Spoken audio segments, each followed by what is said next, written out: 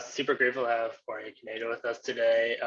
Currently, he's at Ordinary Folk, a company that he started, but before he was at Ordinary Folk, he's on a team at Giant Ant as well as Buff, which are kind of motion design and animation powerhouses. He's currently in Vancouver. He's worked with a lot of big clients and a lot of smaller ones too: Google, Webflow, School of Motion, Bible Project. List goes on. So, super excited for your talk today, and just take it away. Thank you. Yeah. Sorry, I just want to make sure I can see myself so I know that I'm not. Okay. You can see me, yeah? Yep. Yeah, cool. I don't think I can see myself, but that's okay. Yeah, well, hello. Hi, everybody. Welcome. And I think I have 45 minutes, so we'll try to keep this in 45 minutes. But thanks for having me, and thanks for Langston for inviting me. I think you emailed me. I was going through the emails. I think it was June last year. So it's been a while. So I'm happy that this worked out, and it's not like much has happened in the past year or so. So everything's okay. I'm gonna start with a little story. There was once a square. That square was born at the heart of South America. The square really enjoyed things like Lego, cameras, accidentally breaking cameras, computers, Toy Story, the fact that he was born basically at the same year as the internet, good music, video games, and once in a while, other people. He always had a terrible sense of style, and briefly he considered becoming the president of Bolivia. Silly square. He also liked this thing called chakimation, or at least that's how he and his brother used to call it. But after years, they realized this had another name: stop motion. This square would copy everything his brother did. Movies, sure. Writing, why not? But eventually, the square would discover a whole new world.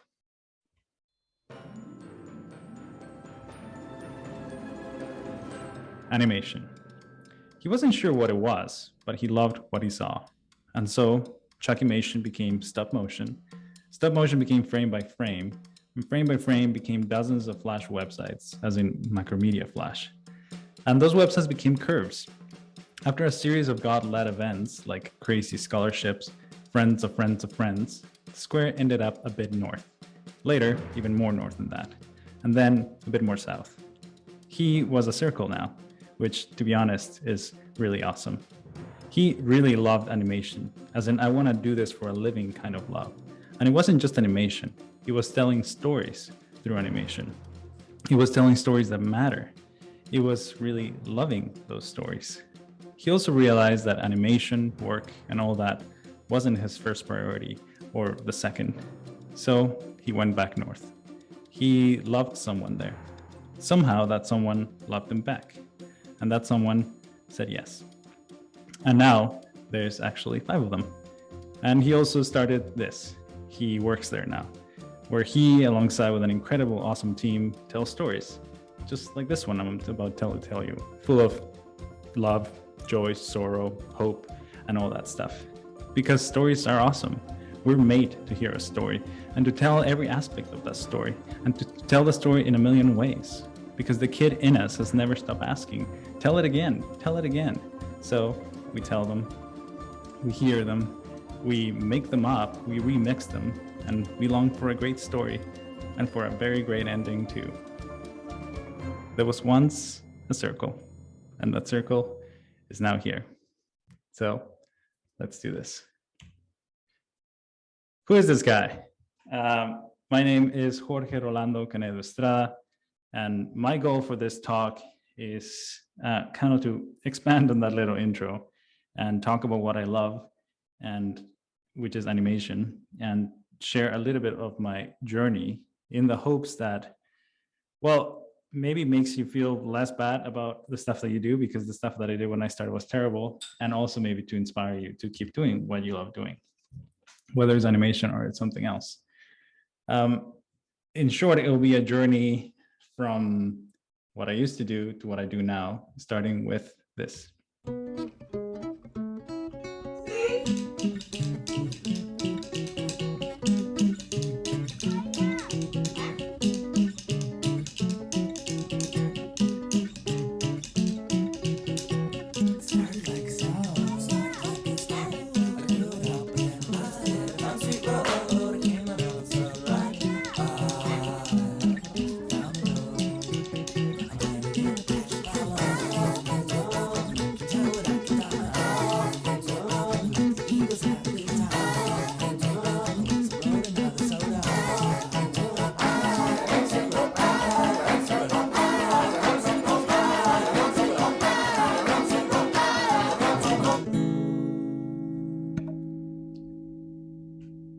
So hopefully that makes you feel a little bit better about what you're doing, because that's what I used to be doing. But then eventually, after many years, I started getting a little bit better, I think. And this is the kind of work that I did after a few years.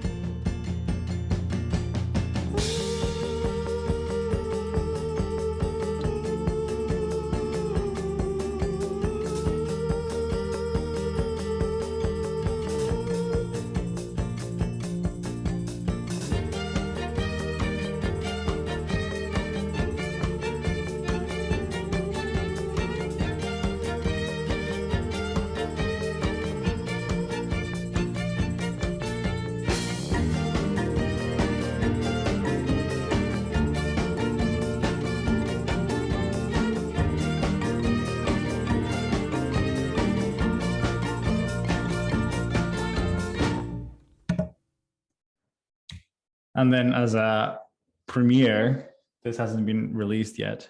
This is the demo reel that we've been hoping to launch for a while now, but so far it hasn't been launched. But anyway, this is the kind of work that we were doing here at Ordinary Folk.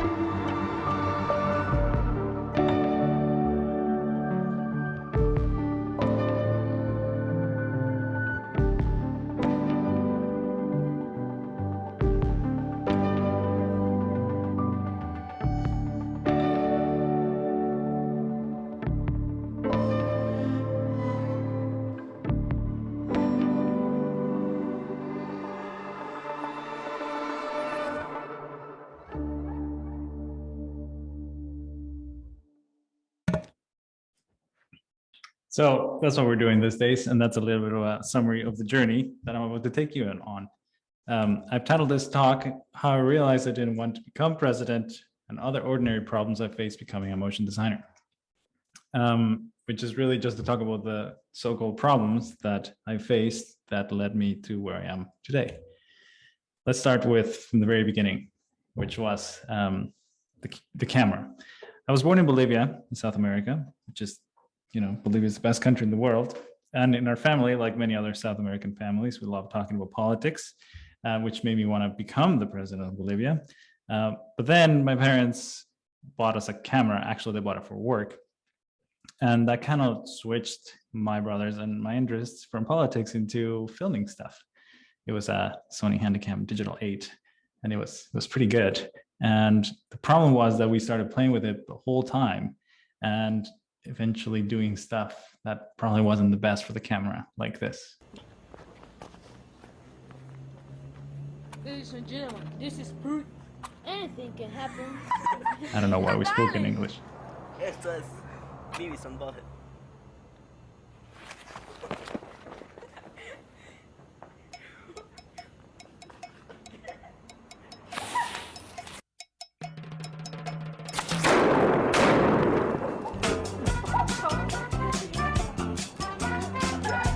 Anyway, that wasn't supposed to fly into the camera, as you might have guessed. So it kind of broke the camera a little bit. It kind of still worked, but it broke it. But we didn't stop there. We kept using the camera to make stop motion films with that camera, which we're just hitting record really fast. So it would take one picture because we didn't really have proper equipment. And we were inspired by Action League Now, which if someone of you remembers that, amazing, probably not, but it was this awesome, weird Nickelodeon show. But then I was also inspired by all the stuff that I was seeing on maybe with Flash, which was Xiao Xiao. And it was just, how do they do that frame by frame? And they're like, it's so simple, stick figures, but they're having such cool movements and they're having all this fighting. I want to do that. And that's how I discovered that it was done using Flash. The problem was, I don't know what Flash is. I don't know how to get Flash. So I got it. Very legally, of course, as every kid in South America does, and started to play with it until I kind of knew how to draw a couple of frames and following tutorials and stuff. And we started to do what we were doing with action figures, stop motion in Flash, frame by frame. And, I really just copied Xiao Xiao.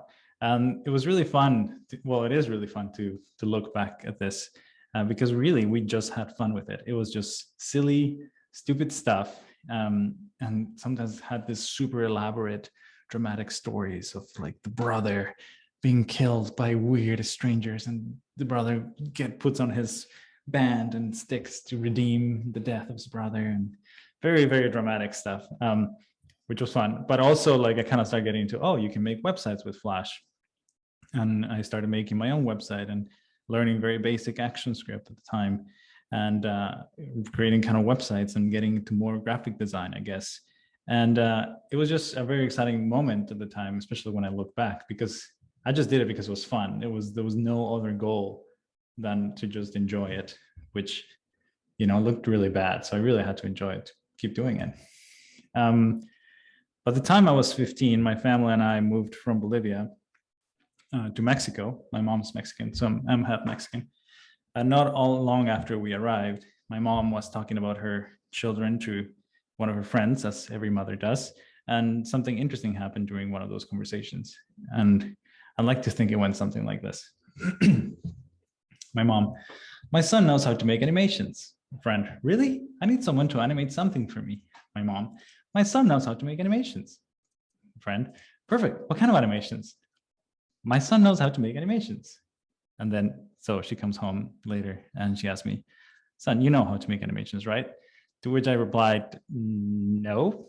It wasn't quite like this, but it was pretty much like this. And anyway, the problem was that I got my first gig without really knowing what I was going to do.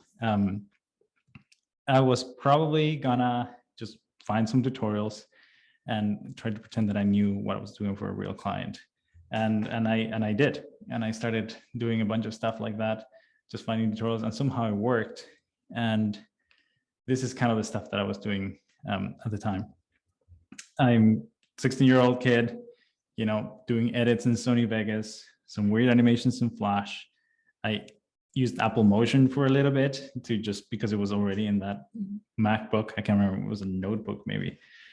But for this job, I was like, okay, I know how to do this kind of stuff, but I need to do it the proper way. So I kind of went online and asked, what software do you use? Famous last question. And downloaded After Effects legally, of course, again, and started learning how to do it the proper way. Problem was I've never opened After Effects before. I don't know After Effects. How hard can it be to just open and start animating, right? Well, thanks to this guy, it was pretty easy. So videocopilot.net, if anybody remembers. I feel like this is really old stuff that none of the new students are going to understand. But anyway, now that I'm done feeling old, let's continue. His tutorial gave me enough knowledge to know how to put a keyframe and even a camera inside After Effects, which for this job is kind of all I needed to know. So I started digging into After Effects. The one with a weird USB cable on the left-ish, that was the job. It was so bad. But I did complete that job, and I kept doing stuff with After Effects. I really enjoyed it, and started discovering, well, what is this world of motion graphics, and discovered motionographer. And somewhere along the way, I was actually offered a job as a motionographer, right after high school. And these are some of the pieces that I did during that very short term with a small local shop that was doing a lot of ads for beers mostly. But the problem was that I kind of hated that job, and I will always be thankful for it. It was a really great opportunity for me, and to know that you could make money out of this basically, but it was just not what I expected to be at all. I should have known that it was going to be bad because they remember it was just a very corporate situation, and they're meeting the 17-year-old kid, and they asked me to write how much I expect to be paid in a little piece of paper, and they write it and pass it down to them. And then they see it and they basically laugh in my face. And I'm like, well, you're the one who asked. I mean, I had some friends who were in the industry, and anyway, it was nowhere near that, but I was happy to take it. But it was just very stressful. And there was I think it was probably the only animator, I never really had an office job before. And I just couldn't really handle it. And I asked if I could just leave. What they told me is no, we need you for at least 3 months. So I finished those 3 months. And it was fine, and the people there were very nice, but it's just the project itself, it was just not for me at all. And fortunately, at the same time, something else happened, and it was this. Oh.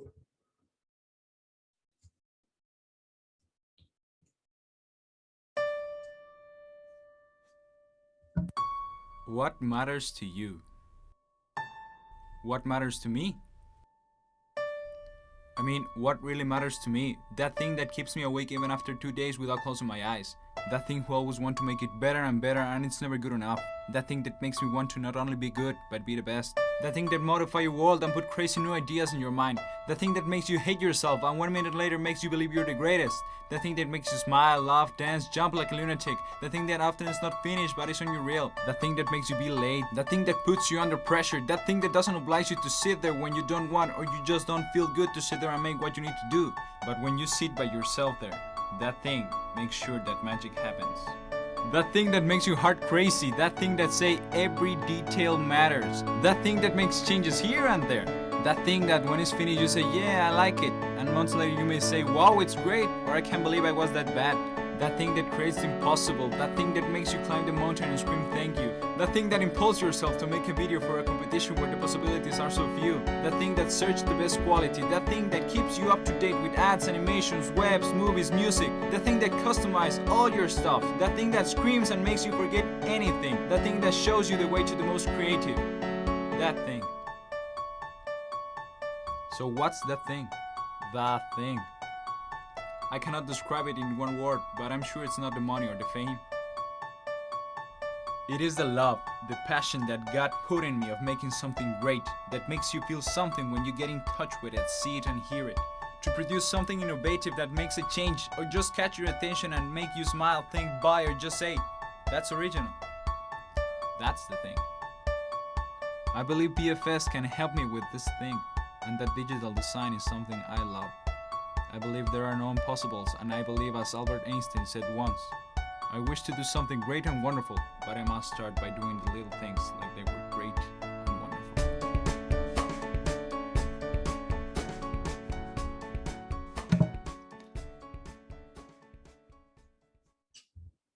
So, by the way, that quote is not from Albert Einstein.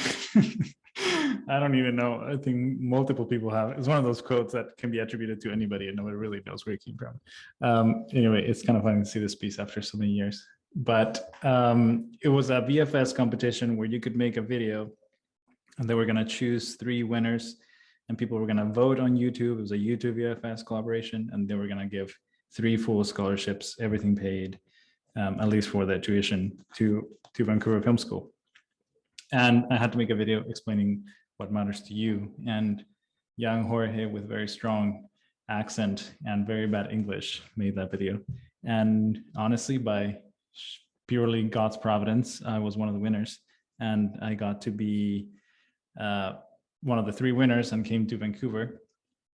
And yeah, it was amazing. And I don't know, I can't believe I was that bad, but I'm very glad that it got me here. but it was that quote at the end that I always find it was kind of interesting that I put it there because it's not until hindsight that I was like, oh, I guess the little ordinary things was in there all along, which is kind of what triggered me to start the studio, which we'll be talking a little bit. So packed my things, left Mexico, I moved to Vancouver, which Vancouver, like many big cities, it's just very expensive. And I didn't have a lot of money. I didn't have any money, as a matter of fact. And so I actually had to, there was a lot of people that needed to help me. And one of the ways that got help was like someone gave me his miles to actually fly to Vancouver. And then in order to live here in Vancouver, my mom emailed everybody she knew, if she knew anybody in Vancouver. And a guy from Malawi that was living in California was just moving to Vancouver, who was a pastor, was moving to Vancouver, and he had an extra bedroom and offered me to stay with him for free. Which was like, what, really? But yeah, which was awesome. And if that wasn't enough, at the church, I also met my wife, and she's the most honest, wonderful person I know. And anytime I'm unsure about my work, I can just show it to her and know that she's gonna tell me what she really thinks, which is not always the nicest thing to hear, but it's always the right thing to hear. But she's amazing. But yeah, there's 5 of us now. It's a little bit outdated, but that's our little family. And anyway, I got to VFS, and a lot of things awesome happens from that. But when I was there, one of the most important things I learned was that I just didn't really know about design. Like I've been kind of like learning software as I go and making do with what I know in some ways. And you know, it wasn't awful, but I just didn't know anything about actual design. And one of the things about VFS was being able to be sitting next to people for long periods of time that actually knew about, I don't know, what font to use or why this color matters, or actually had read an art book in their life, which I hadn't. I was kind of focused on very technicalities. So it was really, really great to know that I'm a terrible designer, but I can learn from these people. But also it was good to realize that maybe I can animate. And since I was focused on animation, I kind of had that experience. So I spent my time in school doing copying projects like this. So on the right, you have Oscar Fischinger's piece from this, what was it, 1860? No, I'm getting the date all wrong. So don't quote me on that, scratch that, I don't remember, but it was very old. And then Chris Kelly, who now has started a studio called Oddfellows, no resemblance to Ordinary Folk. We did not copy each other. I did not copy him. But anyway, I copied him and just started making animations that were super simple with very basic design, which was basically squares and circles. 1968, pretty sure that's right. Anyway, this was one of the pieces that I did. I won't play the whole thing. I'll stop halfway. Oh, oh, oh.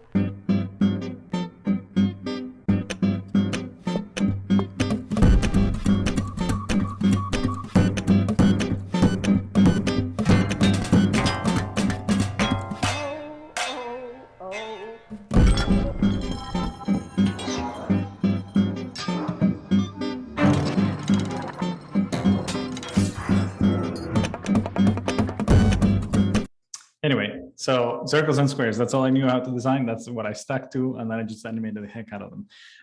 After school, including this piece, I kind of like started getting promoted in small blogs.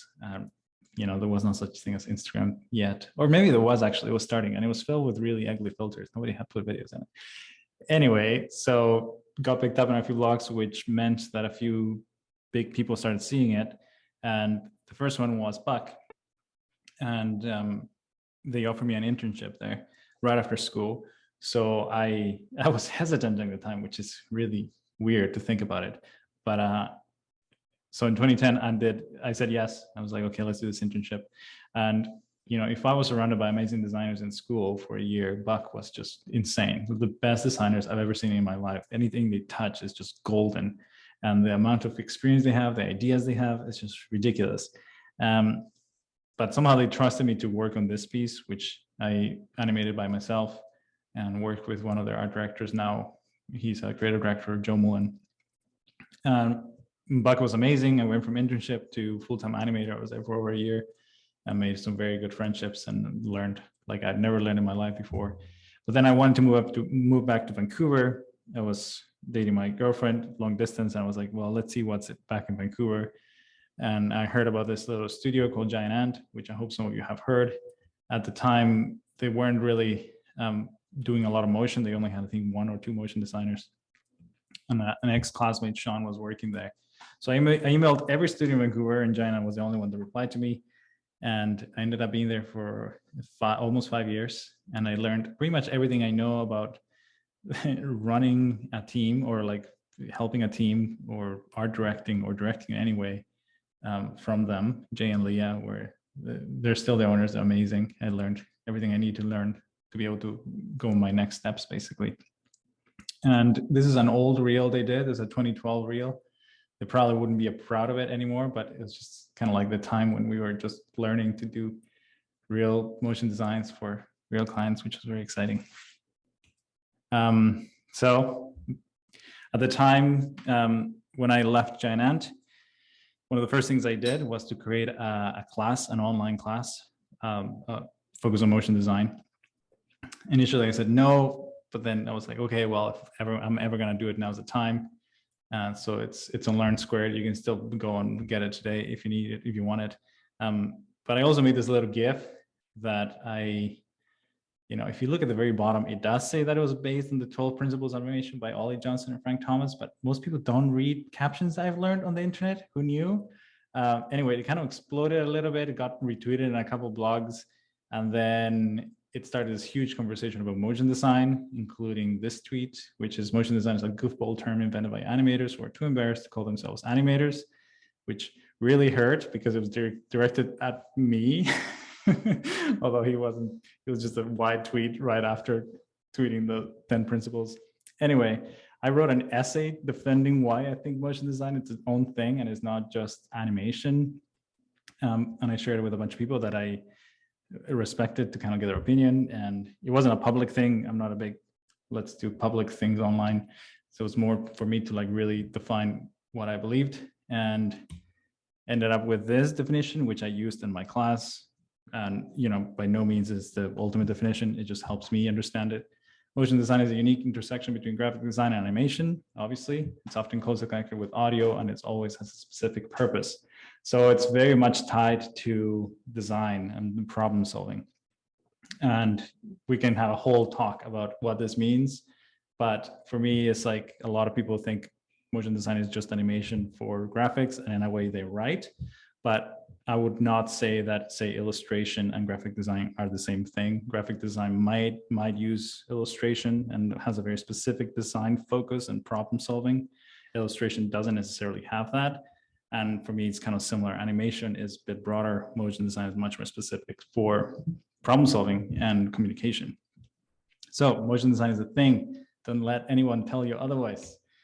But moving on, another problem that I even face today, alongside creating these classes and trying to define things that are problems that I face, help me define things.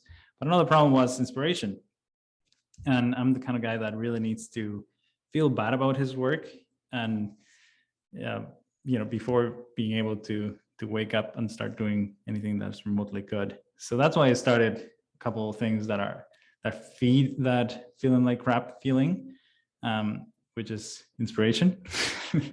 I started One After Coffee, which is a Vimeo channel. So I would just start putting all the videos that I liked on Vimeo in there, so I could either reference them or just wish that I would have done them or feel bad about my work, but then use it, flip it around and say, okay, maybe we can work towards doing this and keep going. If I ever feel that need to get better, I feel like I just wouldn't be interested in doing it anymore. So I kind of need that. But yeah, that's One After Coffee. If you don't know it, you can follow it, although Vimeo seems to be going down. So I don't know how long it's going to be alive for, but it's alive right now. But also we realized that there was a huge community online that started to really like One After Coffee, and people were commenting on each other and they were sharing files, and I was like, this community is interesting. Let's do something about this community. So we decided to bring them to real life. So we started this conference called Blend. If anybody here has been to Blend, that'd be amazing. I doubt it, but maybe. We've done it 3 times, and it's really just a place we gather everybody from the motion design industry for 2 days in Vancouver, and we just have a big party and bring in speakers and have crazy stuff like amazing title sequences and bands and dancing. It's a lot of fun. Anyway, I don't know if we're gonna do it again, but it's kind of funny how Little Wine After Coffee became something like this, and it's cool to look back on. So after all that stuff, the problem is you ask yourself, what then? What's the purpose of all this stuff? And that got well, that came to be in a couple of ways. One of them, I was like, okay, I've had this experience with amazing studios. Let's try freelancing for a bit, which was great in many ways. I got to design the splash screens for Adobe in 2017, which was super exciting. Maybe I won't update my After Effects again, although I kind of have to. I already did, but I wish I didn't have to. But yeah, I was working on my desk in my bedroom, and sometimes I had my newborn in the back with me, and it was just very lonely in some ways, and it was driving me insane. So I was like, okay, no, like working from home is just not gonna work, especially with a tiny home that we have. And so I went to a co-working space and just went back to our routine, like 9 to 6, going into a studio of sorts with other people. Excuse me. And then I was like, okay, this is better. And then I started working a lot with freelancers and bringing them in. And I was like, I don't know if I want to be a freelancer just by myself anymore. Like I kind of enjoy working from the concept, from the ground up, and bringing people to do it together. So I started focusing my freelance career, if you will, towards that, which naturally started becoming more like running a studio, which I'll be talking a little bit about that. But then the other thing that I was thinking about, this is going to sound very cynical, but it's, you know what, we're all going to die at the end. And like, why do I want to be doing when I'm, what do I want to be thinking when I'm in my deathbed? Like, am I going to be animating until like I'm 80 and like by myself? Or even if I'm going to start my studio, like what happens if I don't want to be part of the studio anymore? And I'm a Christian, so this idea of eternity is always perpetually in my mind as well. And I was like, oh, I also want to do projects that are close to my heart and that belief. So I started working with different ministries and different projects and bringing in new people that wanted to work on those things, and not just creating online junk marketing videos, as some people call it. So it was a combination of all these things. I want to be family focused. I want to be working with a team. I want to be doing stuff that is close to my heart. So the question now was really, now what? And that's when I started thinking about Ordinary Folk. Running out of breath. So this is Ordinary Folk. This is some of the people that we've worked with. We launched officially in February 2019. So 2 years, going for 3. And I really wanted to create something that wasn't about the work, but it was about people. Because if it's just about the work, then people come and go and makes little difference. And if it's all about work, when projects come that really suck, or there's just not cool projects going on that you just have to pay the bills, everybody just hates the work. But if you have built something that is more about the people, those things become secondary. We can all agree to take on a crappy project, getting this together and finish it, even when there's renders at 4 a.m. that are crashing, or even if nobody likes what we posted on Instagram, like it becomes secondary, because at the end, we're here, we're doing this because we enjoy doing it with each other, and it's people first. Obviously, still a business, and there's a lot of decisions that need to be made that way, and hierarchy and personalities and all that stuff. But it's really about the little things that we do together, the little ways that we deal with clients, or the ways that we might give someone an extra lunch or hour because things have been crazy, like all these little ordinary deeds of ordinary folk. And that's kind of where the name comes from, which is a quote from the movie The Hobbit, which we initially thought it was part of the book. But then when I reread the book, I was like, this is not here. And then Googling, realized it's really a Peter Jackson quote. But anyway, there's a quote about ordinary folk and how the small deeds keep the darkness at bay. And that's where the name came from. And that's us. Well, right, some of those photos are outdated. There's 9 of us now. And we are spread a little bit most people are here in Vancouver, but we have one of our directors, Grace. She's full-time in Wisconsin. We have Jose, who's also full-time from Savannah. And after recently, we have Manuel full-time from Brazil. And this is pre-COVID stuff. Like we had already full-time remote people even before COVID hit. So it was actually a very easy transition for us to just go remote for whatever, how long it was. And now we're back here. And this is the office. I can actually hear the guys dunking in the back. And that's what we're doing these days. And in terms of like a little bit of the process that we follow, just for those of you that might not be fully aware of the motion design process, I put a couple little behind the scenes projects side by side, some projects that we've done to kind of give you an idea of like from sketch to completion, what does that look like? So I'll share a bit of those. When's the last time something moved you? Was it a flash of beauty? A twist of phrase? A bit of brilliance that blew your mind? What if you could move people like that? And what if you could do it with shapes, sounds, design, and movement? When it comes to motion design, we believe everyone deserves the chance to move from novice to superstar. So we've created an online place for that to happen, so no matter where you are, we're there too. We're opening up worlds of possibilities for our students, and we're kind of obsessed with doing it well. Our teachers aren't just skilled working professionals. They're also the top motion design experts in the industry. Our critiques aren't vague and generic. They're valuable insights about your work. Our classes aren't easy. They are intense and effective, a tidal wave of knowledge. And our students aren't faceless usernames watching talking head instructors. We're a tight-knit community of highly driven learners, filled with global collaboration, inspiration, opportunities, and plenty of fun characters. At School of Motion, we take a full art education, strip it down to the essentials, and supercharge it with real-world grit. And we're equipping our students to do amazing things for some of the best brands and studios out there. In fact, this thing you're watching right now, and even this, was made by School of Motion alumni. Now it's your turn to create something truly moving. And we're ready to help you do it. Because the things that move you forward move us too. School of Motion. We're not just a school. We're a movement. And then here's... Who do you say I am? Jesus once asked his followers this question. Who do you say I am? A prophet with a new teaching? A healer to the sick?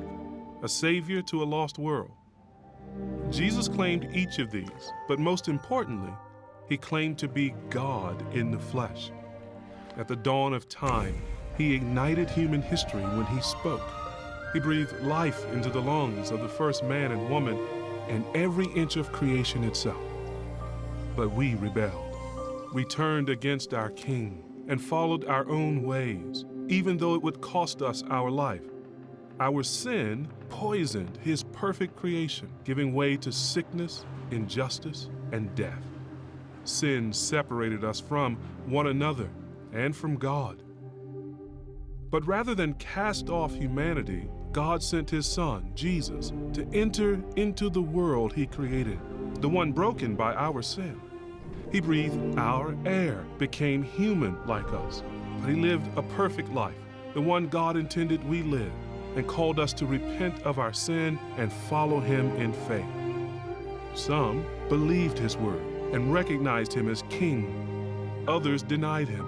They crowned him with thorns and murdered him. They rejected him, and so have we. But God had a plan.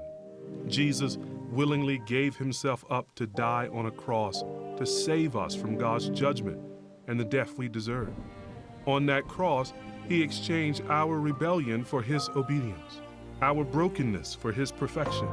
The Son of God died so we could live. And on the third day, he rose to life again, defeating death forever. And now he sits on the throne of heaven, offering life through the Holy Spirit to all those who repent and trust in him. Jesus is the King of Kings. You can either crown him or crucify him. There is no middle ground. No one will ever ask you a more important question than the one Jesus asked. Who do you say I am?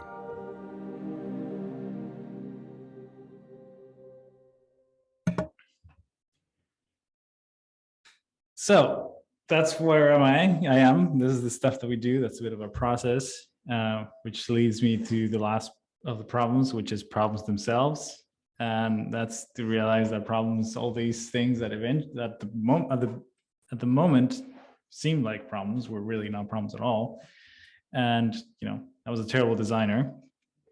And so why did I keep going? I wasn't really for the Vimeo likes, and actually missed the feeling of not caring about that stuff. And it was just kind of what I was talking about earlier, like that feeling of just having a lot of fun and solving design problems, whatever, whether that was moving toys in stop motion or keyframes in After Effects or directing a project, or now, managing a lot of people and trying to help them create amazing stuff. And that's exactly what has kept me wanting to keep going and keep animating and directing all this thing. Is this passion. And it wasn't just that. Another thing that really stands out for me looking back is the importance of acknowledging my limits but not conforming to them. So every time I face this thing, and it's just like the amazing help that it's been given me from other people, help me not to just conform to those limits, but be asking for help. Or maybe I suck at animating, so I can just ask a real animator to come in and help me. So I can learn a bit from him, but I'm acknowledging that I can't do it and get help and maybe get better at it and keep growing that way. So I didn't become the president of Bolivia, but I get to go in every day and do what I love doing. I get to work with incredibly talented people, and I'm not even sure if we're making the most amazing people, the most amazing work out there. And sometimes it's very stressful and it's hard, but it's still a huge privilege that I do not take for granted. So at the end of the day, I am not what I do. Work is not the most important thing. And I don't ever want to be defined just by what I do. So everything's okay. So here's 2 more problems in the future. And that's it. Thank you. So look, 44 minutes, exactly, amazing. So we do have times for questions. Thank you very much for your talk. That was great. It was right on the money. Timing as well, impeccable. I hope that there's people who have some questions out there. So if anyone has a question, feel free to just unmute and just ask him, or you can put it in chat and I can ask, or he can check chat. Yeah, I'll open it up for questions now. Shoot away. Ask away. I have a question. Yeah. Hi. Thank you so much for your talk. It was really great, and like seeing your storyboards really helped a lot. And I'm wondering, when you storyboard, do you have any tips for coming up with creative visuals for your scripts that aren't cliche? Yeah, that's a great question. And for me, the main way I solved that, it was by finding people that thought differently than me. So one of the reasons why, one of the many reasons why I hired Grace early on was because she kind of came from a strictly design background. Like, she had animated a little bit, but she just had a different way of seeing things, more of an illustrative way. So for example, for that gospel piece, pretty much she did all the storyboarding. And it was, a lot of it happens in the very early stage. Say we have the script, and then we just start creating folders of references. I was like, okay, this is interesting, this is interesting, this is interesting. And some of them, we never see them again, we never use them. But just finding big visual ideas that we find interesting that could be used for the specific project. It's really remixing ideas that we've seen in the past rather than trying to come up with something totally original. But if something does feel a little bit cliche or easy, we try to just, okay, let's see what else is there. And if we cannot come up with anything, it's like, okay, let's go back to our references. And if even then we can't really find a real solution, it's like, okay, let's talk to other people. Let's see, this other designer has been in a total different project. What does she think? And kind of come up with ideas. So a lot of, for example, with the gospel piece, a lot of the big ideas were, how do we kind of show these 2 worlds? and we just found a lot of experiences of references of different panels. You know, it's not a new idea like comic panels or like overposed comic or panels where we have one on the top that is the good stuff and then one in the back that is the bad stuff. It's like, how can we push that even further and bring it into different shots? And it was like, oh, maybe this could be brought to this ending shot that was totally different. We can tie those concepts together. So it's really a lot of just collaboration and good references to make sure that you're not just sticking to the obvious, if that makes sense. That makes sense. Sorry, I have a follow-up question to that. Where do you find like good references? Yeah, well, it kind of depends. One of my favorite things to do is when we're starting a project is to just get everybody in the team, even if they're going to work on it or not. It was like, okay, what are cool things you've seen? It doesn't matter. It can be an Instagram post. It can be a written poem. It can be a Pinterest thing. It can be anywhere. It's like, oh, I saw this really cool painting, or I saw this cool mural, and then just start gathering stuff. And then we can go from there. And it's like, oh, this is interesting. And like, I think one of my favorite references I usually gather by Avi and Grace were our designers. And a lot of the times the references are not even illustration at all. Like they just kind of find really random, like, I don't know, this carpet pattern could be interesting for a city. And it's just like, oh, that's just like really seeing. And they are a lot better at finding references, and they have a lot of art books. They have a lot of art of the movie books, and they're just constantly looking at movies and seeing what's inspiring about it, even if the movie sucks. So it can kind of come from anywhere, but I know that like eventually everything kind of ends in Pinterest specifically, but yeah. Thank you so much. We have another question from chat from Gary. So he says, I've got a question about audio. Combining sound with visuals is such a fun and rewarding part of motion design. I was wondering, how do you approach audio when starting a project? At what stage in the process does it come in? And how much do you plan around it in the final product? Yeah, that's, I'm glad you picked up on that. That's huge for us, particularly me. Like I always pushed when working with projects to really have the audio as soon as possible. Because I want to be able to animate to a certain music. I want to be able to, even if it's just a rough mood, or I'll find a song that I think could fit very well and I'll animate to that even, and then later on we'll make something that is similar to that. So for us, it comes in pretty early on. Like the moment that we have a storyboard, we are talking about music and we have music references and we're talking about voiceover already. In my previous experiences, and from what I understand, that still happens with a lot of studios, doesn't happen until the very end. Like you'll have some references, oh, it might sound like this, but the actual audio doesn't come until like the very last step, which for us doesn't really work because we like to match things to music. We like to, animate to music. So we plan for it very early on, and we make it as much as part of the process as possible. So we work with a couple composers almost all the time, and he totally gets our process. And Ambrose, he's amazing. And as soon as we have the project locked, we start conversations with him saying, hey, what do you think this video should sound like? And then we can start talking about those things. So huge part, I think, yeah, 65% of any good piece is the audio. Honestly, it's just such a big difference. Thank you. If anyone else has questions, feel free to just unmute or drop in the chat. If no one has a question, I'll just ask one too. I probably have like 20. I got a direct one from Danny. Oh, there you go. Oh yeah, it was a Yes. thank you note.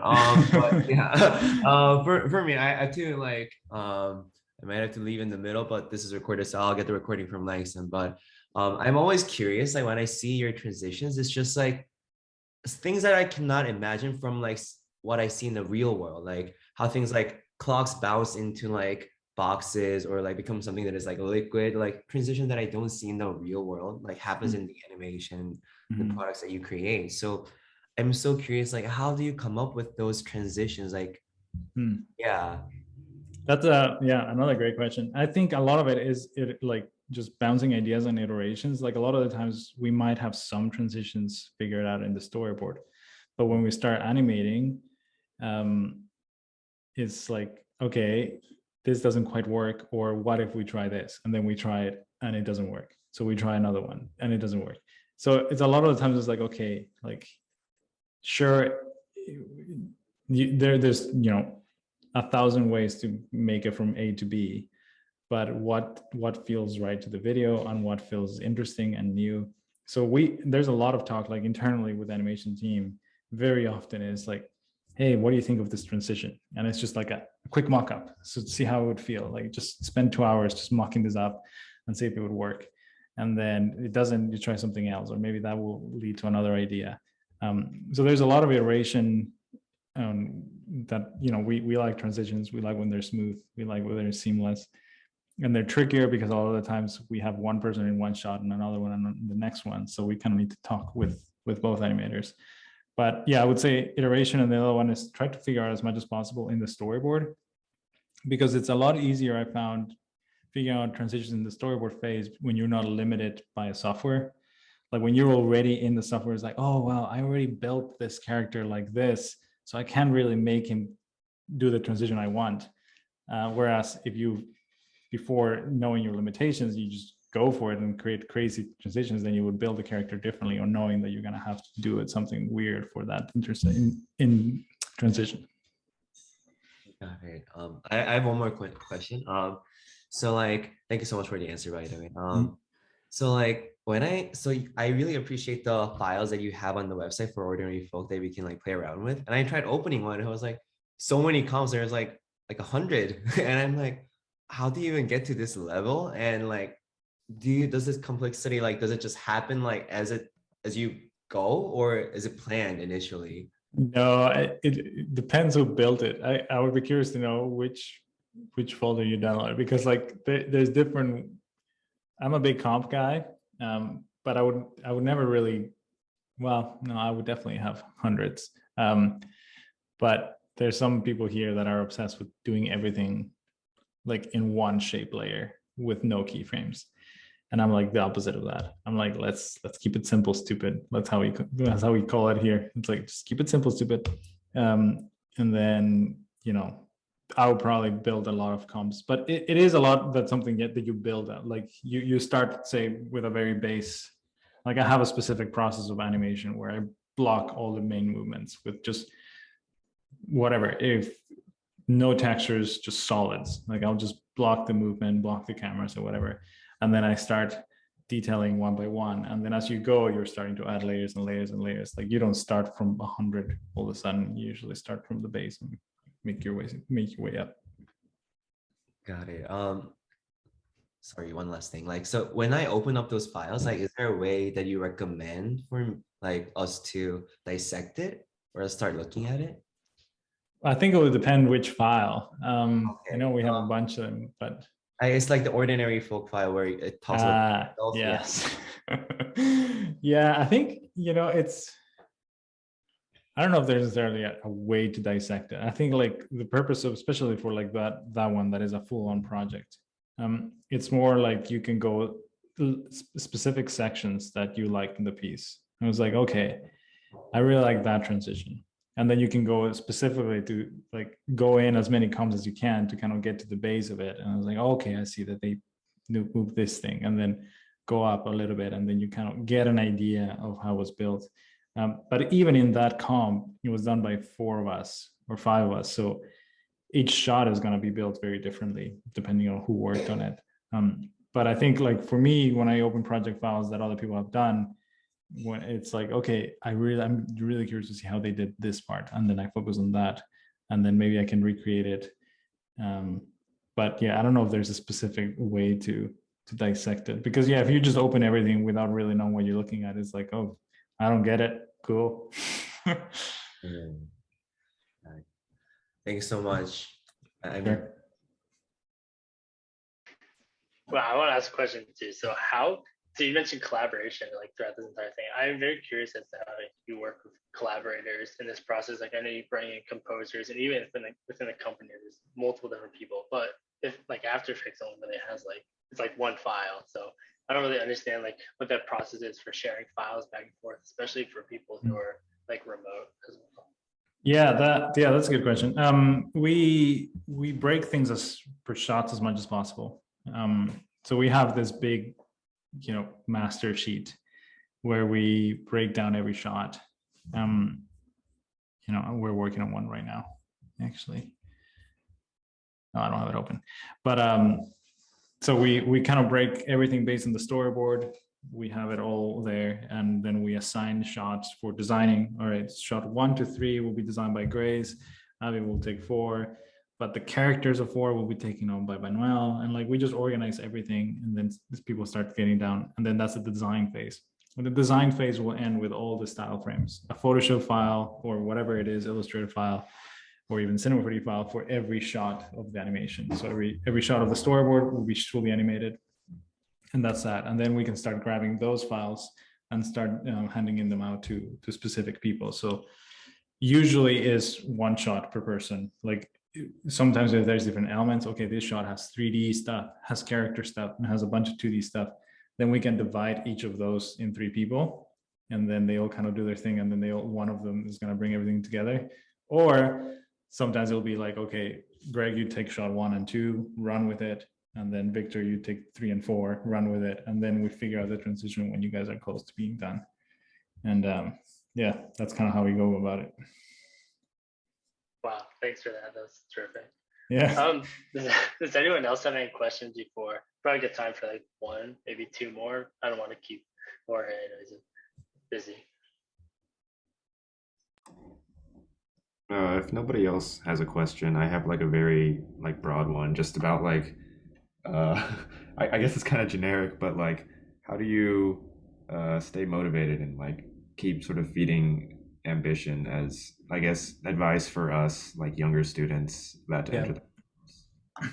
Yeah, that's a good question. I mean, a big thing for me, like I said in the talk, is inspiration is a big thing, because it's like, okay, like, yeah, I want to be able to create that kind of stuff. And in order to do that, like I took you on a journey of 17 years. Like it's a long way from the stuff that you're starting to do to the stuff that you want to do.